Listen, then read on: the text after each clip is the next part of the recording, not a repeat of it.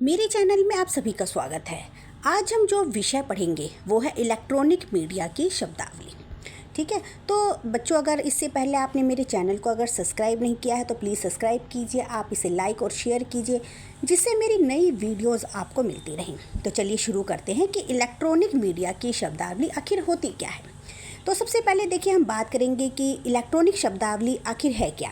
देखो, ऐसे शब्द या ऐसी टर्म जो इलेक्ट्रॉनिक मीडिया में प्रयोग की जाती है और प्रत्येक शब्द या टर्म का कोई ना कोई विशेष अर्थ होता है और एक विशेष प्रयोग भी होता है।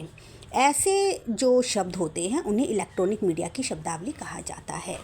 तो मीडिया से जो संबंधित लोग होते हैं, यानी कि जो इलेक्ट्रॉनिक मीडिया से जो संबंध रखते हैं, ऐसे लोगों को इन शब्दों का ज्ञान होना अत्यंत आवश्यक है। तो शुरू करते हैं कि इसके बीच कौन कौन से शब्द आते हैं। तो देखिए, सबसे पहले है टेलीविज़न।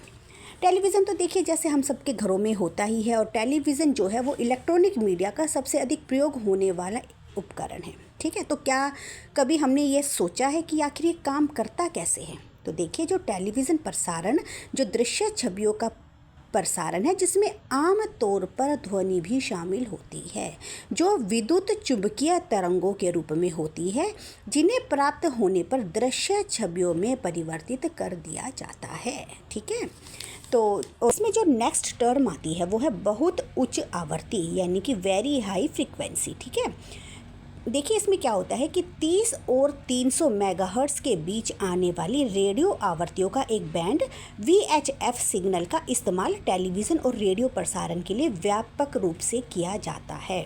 और जो संयुक्त राज्य अमेरिका है और जो कनाडा है, उनमें चैनल 2 से 13 पर प्रसारित होने वाले टेलीविज़न स्टेशन VHF आवृत्तियों का उपयोग करते हैं, जैसे कि FM रेडियो स्टेशन करते हैं। कई शौकिया रेडियो ऑपरेटर भी VHF बैंड के भीतर आवृत्तियों का संचार करते हैं। ठीक है, इसमें जो नेक्स्ट टर्म आती है वो क्या है, अल्ट्रा हाई फ्रीक्वेंसी, यानी कि UHF। ठीक है, इसके अंदर क्या होता है कि 300 से लेकर 3000 मेगाहर्ट्ज़ तक की जो रेडियो आवृत्ति होती है उनका एक बैंड UHF संकेतों का उपयोग टेलीविज़न प्रसारण में बड़े पैमाने पर किया जाता है। आमतौर पर चैनल 14 से 83 तक टेलीविज़न संकेतों को प्रसारित किया जाता है। इसे डेसीमीटर बैंड के रूप में भी जाना जाता है, क्योंकि इसमें तरंग जो होती है वो 1 मीटर से और 1 मीटर के 10वें हिस्से यानी कि डेसीमीटर तक होती हैं। और जो UHF बैंड के ऊपर की आवृत्ति वाले जो रेडियो तरंगे होती हैं उन्हें सुपर हाई फ्रीक्वेंसी यानी कि SHF या माइक्रोवेव फ्रीक्वेंसी रेंज में आती हैं। और अल्ट्रा हाई फ्रीक्वेंसी का इस्तेमाल डेटा ट्रांसमिशन के रूप में व्यापक रूप से किया जाता है, क्योंकि इसकी जो तरंग होती है वो बहुत कम होती है और आवृत्ति अधिक होती है। इसलिए UHF के लिए एंटीना छोटे और मोटे होते हैं, क्योंकि आवर्ती बैंड जो है जितना अधिक होगा एंटीना का आकार उतना ही कम और छोटा होगा। UHF की जो प्रसारण सीमा को दृष्टि रेखा भी कहा जाता है, यानी कि जो इसकी प्रसारण की सीमा है UHF के, उसको क्या कहा जाता है, दृष्टि रेखा। और UHF का उपयोग कहाँ कहाँ पर किया जाता है, कॉर्डलेस और 2 वे नेविगेशन में, वायरलेस लोकल एरिया नेटवर्क और संचार में, रेडियो और सुरक्षा प्रणाली द्वारा इसका प्रयोग मुख्य रूप से किया जाता है। अगला है लाइव प्रसारण। देखिए, लाइव प्रसारण में क्या होता है, जो रेडियो या टेलीविज़न पर किसी कार्यक्रम का होने वाला सीधा प्रसारण जब लाइव प्रसारण कहलाता है। यह एक मीडिया प्रस्तुति है जो पूर्व रिकॉर्ड और संपादित होने के विपरीत वास्तविक समय में निर्मित और प्रसारित की जाती है। लाइव प्रसारण के उदाहरण क्या क्या हैं, जैसे समाचार रिपोर्टर, खेल आयोजन, संगीत कार्यक्रम, वीडियो गेम या सोशल मीडिया सेट, ये सब लाइव स्ट्रीमिंग के अंतर्गत आते हैं। जैसे कि मान लीजिए किसी देश में कोई मैच प्रसारित हो रहा है, तो हम उस समय पर अपने घर में जब बैठकर देखते हैं कि उस समय पर उस देश में किस तरह से मैच खेला जा रहा है, तो ये लाइव प्रसारण कहलाता है। अगला है केबल टेलीविज़न।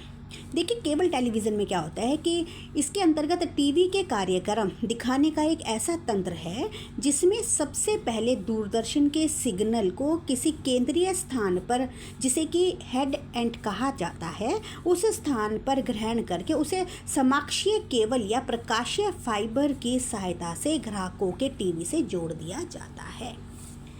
अब इसके अंतर्गत अगला शब्दावली के अंदर क्या आता है, डायरेक्ट टू होम सैटेलाइट सेवा यानी कि DTH। देखिए, डायरेक्ट टू होम उपग्रह के सीधे टीवी प्रसारण जो सेवा है वो सेवा सुविधा मानी गई है। ठीक है, इस प्रसारण में उपभोक्ता को अपने घर में ही डिश लगानी होती है। इस प्रसारण में केवल टीवी ऑपरेटर की कोई भी भूमिका नहीं रहती और जो प्रसारण करता होता है वो सीधे उपभोक्ताओं को सेवा प्रदान करता है। यानी कि इसमें जो टीवी ऑपरेटर होता है उसका कोई भी भूमिका नहीं होती, उसका रोल पूरी तरह से ख़त्म हो जाता है और टीवी ऑपरेटर डायरेक्ट ही सुविधा उपलब्ध करवाता है। अगला है प्रत्यक्ष प्रसारण उपग्रह यानी कि DBS। देखिए क्या होता है, प्रौद्योगिकी जो एक घर को सैकड़ों चैनल प्राप्त करने की अनुमति देते हैं, जो घर या अपार्टमेंट बिल्डिंग के एक तरफ स्थापित एक छोटे से डिश पर डिजिटल रूप से वितरित किए जाते हैं। एक सेटअप बॉक्स डिजिटल संकेतों को ऑनलाइन संकेतों में परिवर्तित करता है जिन्हें टीवी द्वारा स्वीकार किया जाता है। जो DBS उपग्रह पृथ्वी से भूमध्य रेखा से सीधे ऊपर और 22,000 मीटर से अधिक की दूरी पर स्थित कक्षों से संचालित होते हैं। ठीक है, तो अगला जो इसके अंदर आता है वो क्या है, आकाशवाणी। देखिए आकाशवाणी क्या होता है, आकाशवाणी भारत के सूचना एवं प्रसारण मंत्रालय के अधीन संचालित सार्वजनिक क्षेत्र की रेडियो प्रसारण सेवा है। आज आकाशवाणी जो है वो दुनिया का सबसे बड़ा रेडियो नेटवर्क हो चुका है।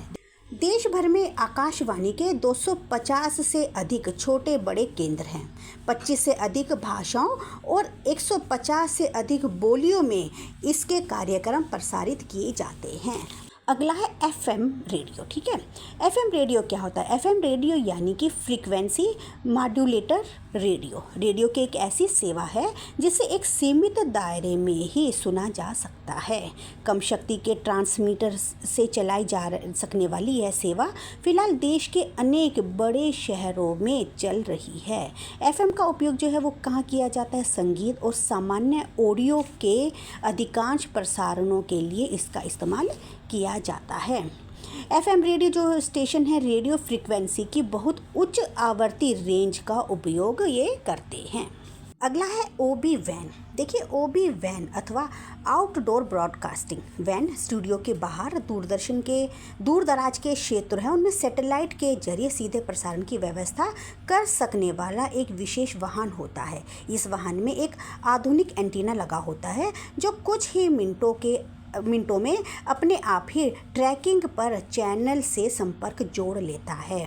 खबरों की एडिटिंग के उपकरण भी इस OB वैन के अंदर लगे होते हैं। ठीक है, इन दिनों जो न्यूज़ चैनल होते हैं इस तरह के आधुनिक वाहनों को OB वैन का रूप देने लगे हैं जिन्हें कि खराब रास्तों पर भी तेज़ चलाया जा सकता है और जिनमें पूरी टीम बैठकर सफ़र भी कर सकती है। यानी कि जो न्यूज़ एजेंसी हैं वो मुख्य रूप से OB वैन का प्रयोग करते हैं जिससे कि खराब रास्तों पर खराब एरिया में भी अपनी वो न्यूज़ प्रसारित कर सकें।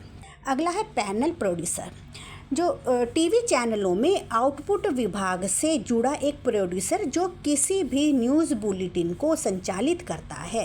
पैनल प्रोड्यूसर ही जो होता है वो एंकर को PCR में बैठाकर जरूरी निर्देश देता है और तमाम संपादकीय गतिविधियों का संचालन भी करता है।